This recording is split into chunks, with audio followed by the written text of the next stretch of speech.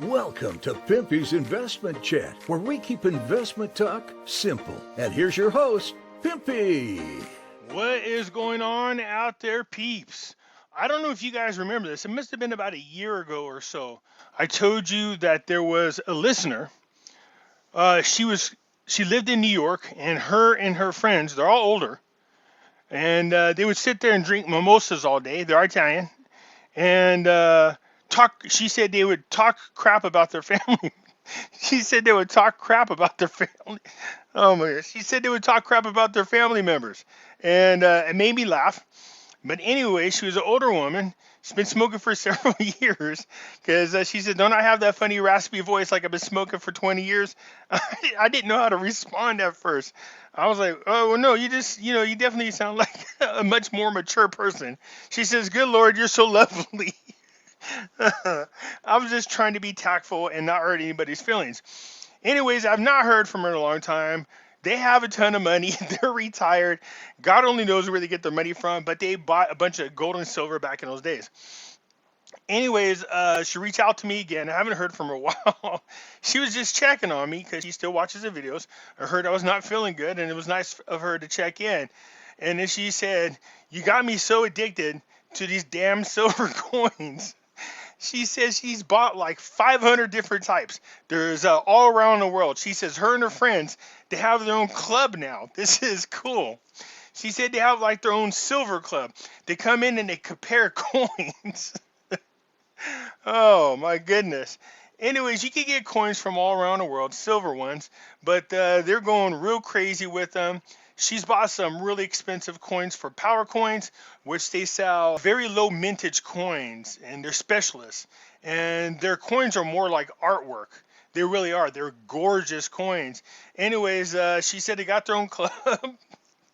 And she says they would come around and they trade and they stare at each other's collections and then they fight over each other's collections. I think it's funny because I remember when I was on the other YouTube channel and talking to Brando, but also talking to Miss April, I said, you got to be careful because when women start collecting silver coins, they really start getting into all the different types that are out there.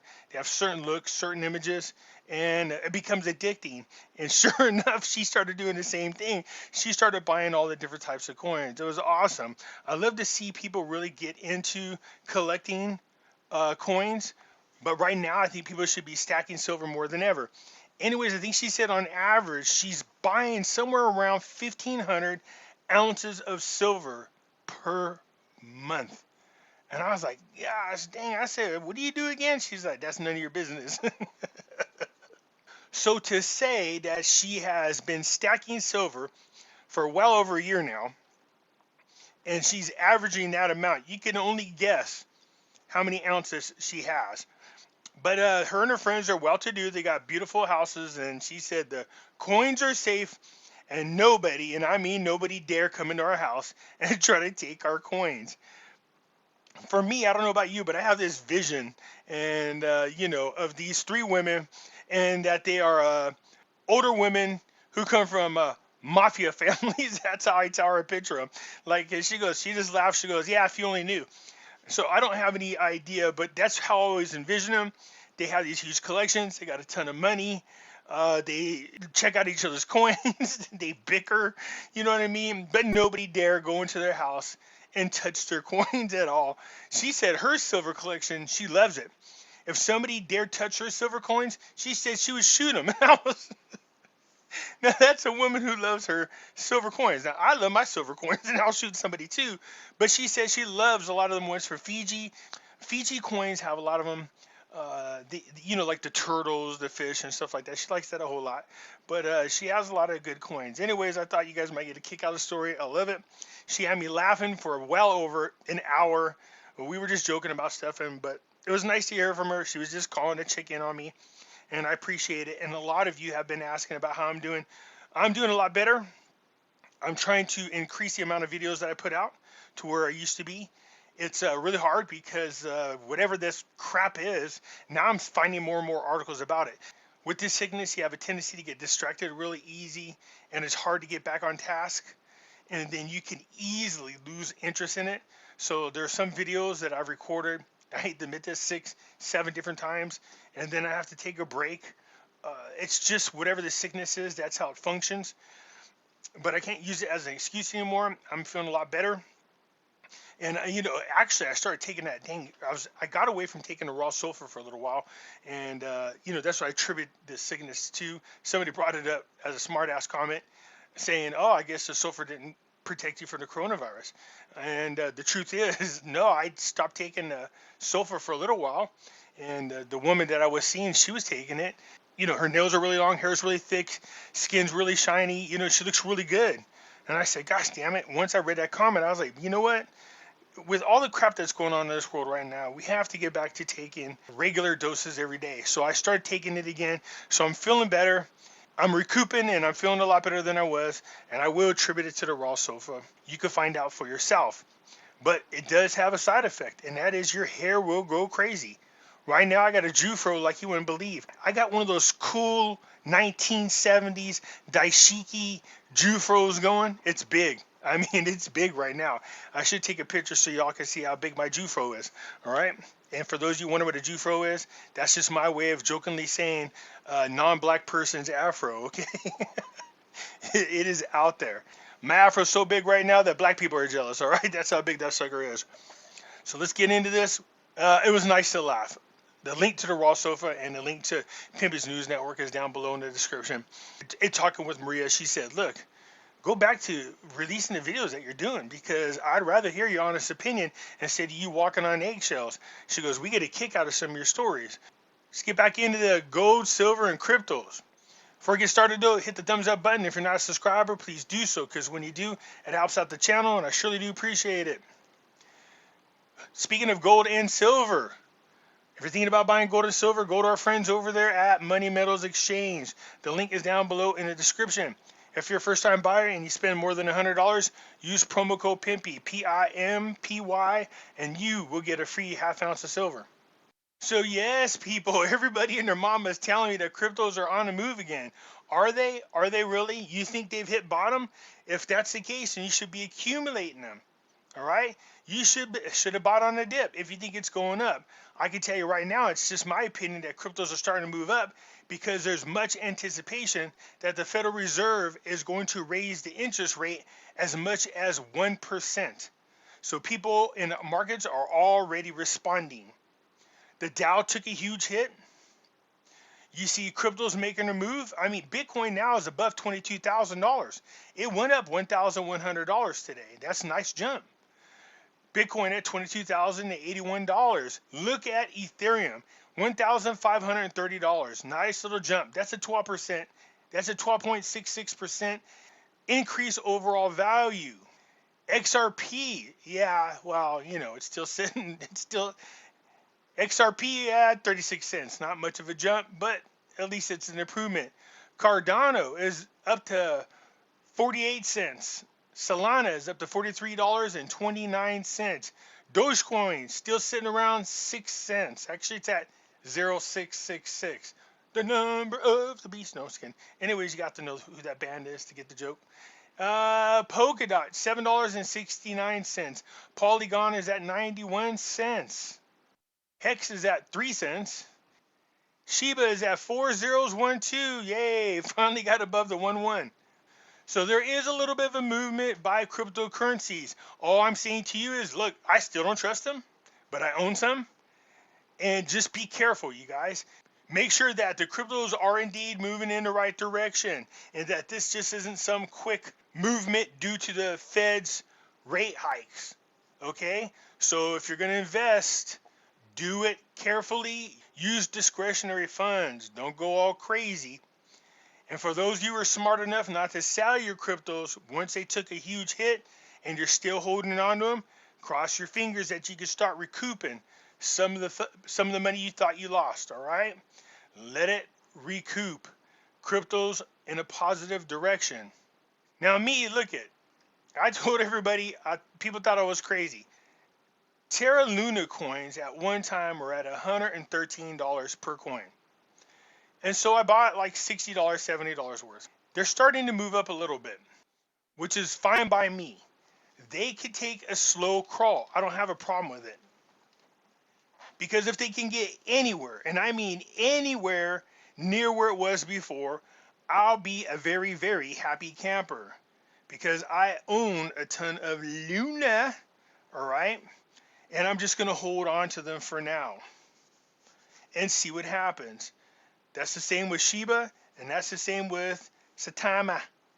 Satama is 8.6% increase today. It's at 2034 and moving in the right direction. Look at this little beauty right here. Yes, keep moving Satama. Like I said, a high tide lifts all ships. If Bitcoin's going in the positive direction, most likely everybody's coins are going in a positive direction. Man, I would love to see these cryptos climb, climb, climb, just so I can sell, sell, sell, and get some more silver and gold. Anyways, like I was saying, Satama 2034. Now I got people saying, what the heck is going on with gold and silver, Pimpy?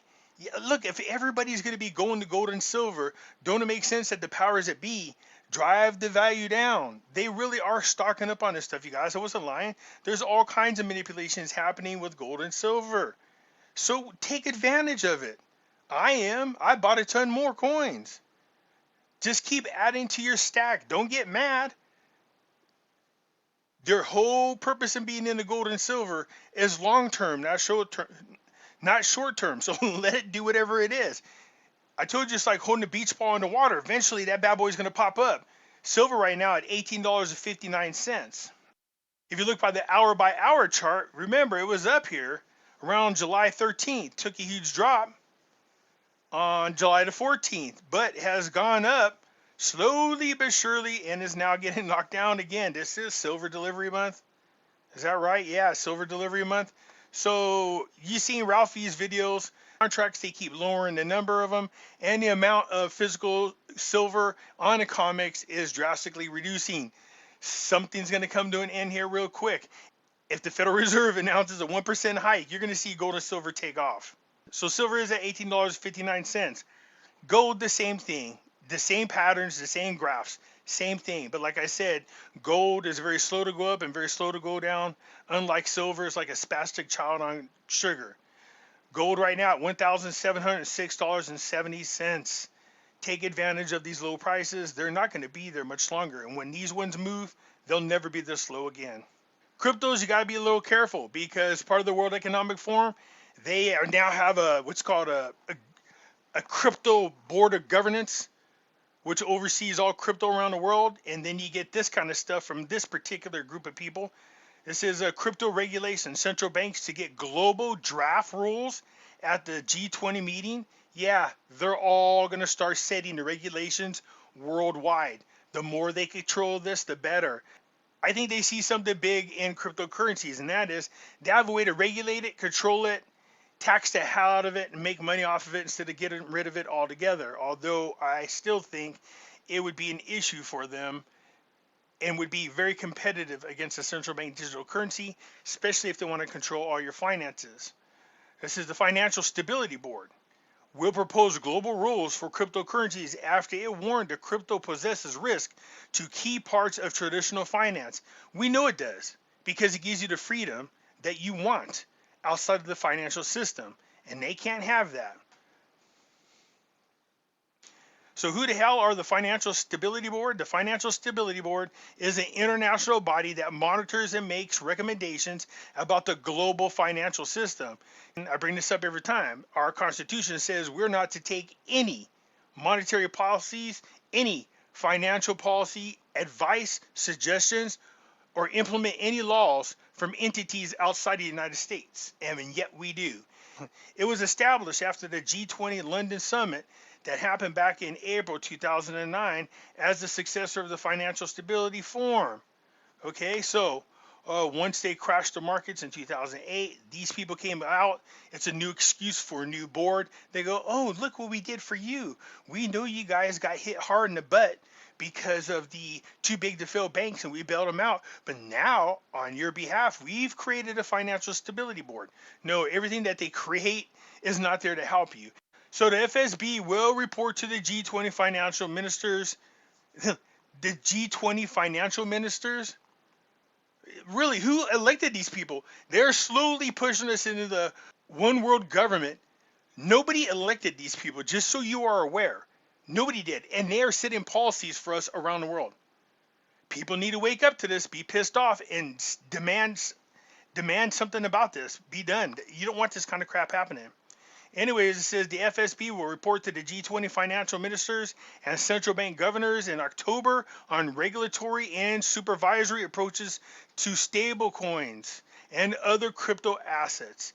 Yeah, I've been warning you guys for like 2 years. They're going to start regulating peer-to-peer with total anonymity. They're going to find a way to expose that. And sure enough, it's all happening. Another group of people that seem to be making policies for people around the world is the Bank of International Settlement. They are the central bank to the central bank. The BIS calls for global collaboration with CBDC designs. Told you they're trying to force you into it. And why is the BIS making calls for global collaboration with the CBDC so dangerous for us? All our analysis on CBDC, in particular for the use of general use, we tend to establish the equivalence with cash, and there is a huge difference there. For example, in cash, we don't know, for example, who's using a $100 bill today. We don't know who is using a 1,000 peso bill today. A key difference with the CBDC is that central bank will have absolute control on the rules and regulations that will determine the use of that expression of central bank liability. And also, we will have the technology to enforce that. You heard what he said. With the central bank digital currency, they will have absolute control of the policies and procedures that will determine how we, the people, use our money. And they have the technology to enforce that. You do not want the CBDC. People need to start bringing this up. If you go to these political meetings and you talk to our representatives, you need to bring this up. We do not want the CBDC. But here they are calling for global collaboration. The Bank of International Settlement has asked for countries to cooperate at the early stages of the central bank digital currency design to make it easier for systems to work across borders. See, they keep doing that. Oh, cross-border payments would be quicker and easier. That doesn't benefit us. We don't give a crap. As a consumer, it doesn't stop me from doing what I want to do. I could buy stuff, and I do it all the time, from different countries. I buy coins from different countries. I buy sports cards from different countries. It doesn't stop me one bit at all. So I don't care when they start telling me that, hey, cross-border payments is done quicker. No, don't. It benefits the banks, not us. And I don't give a crap what happens to the banks. All I care about is what happens to me.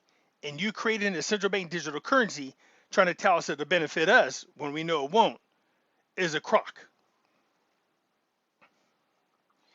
Each jurisdiction will have its own legal framework, but many designs feature the CBDCs, which are digital versions of existing sovereign currencies like the US dollar, are still undecided, allowing central banks to start with a clean slate according to the just released BIS joint report with the International Monetary Fund. Why the hell do we want to give them a clean slate? We want them to be accountable for their actions, not just give them a clean slate and act like nothing happened. You let me know what you think. Should we just give them a clean slate or start throwing people in jail that put us in this predicament around the world in the first place? Anyways, that's it for now. Hit the thumbs up button. If you're not a subscriber, please do so, because when you do, it helps out the channel, and I surely do appreciate it, and I'll catch you later. I'm out.